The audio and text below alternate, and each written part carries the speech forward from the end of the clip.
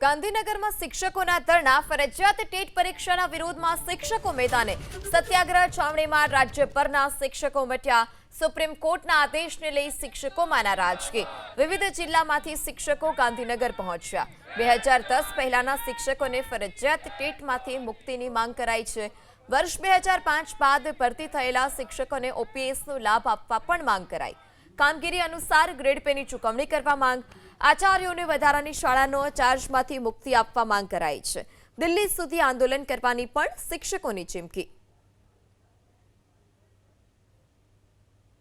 મહીસાગર જિલ્લામાંથી લગભગ 1000 શિક્ષકો સાથે અમે ટેટ પરીક્ષાનો વિરોધમાં આવ્યા છીએ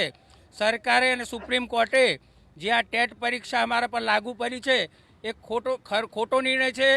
સરકારના નિયમ બહારનો નિર્ણય છે આરટી એક્ટ જ્યારે 2009માં આવ્યો ત્યારબાદ આ ટેટ પરીક્ષાની અમલવારી હતી પણ 2009 પહેલાંના શિક્ષકોને જે ટેટ પરીક્ષા ફરજિયાત આપવાનું જે નક્કી કર્યું છે સુપ્રીમ કોર્ટે જે આદેશ કર્યો છે એનો અમે સંપૂર્ણપણે વિરોધ કરીએ છીએ અને સરકારને વિનંતી કરીએ છીએ કે લોકસભામાં વિધેયક લાવી અને આ ટેટ પરીક્ષા શિક્ષકોને ના આપવી પડે એવું વિધેયક લાવવા વિનંતી કરીએ છીએ।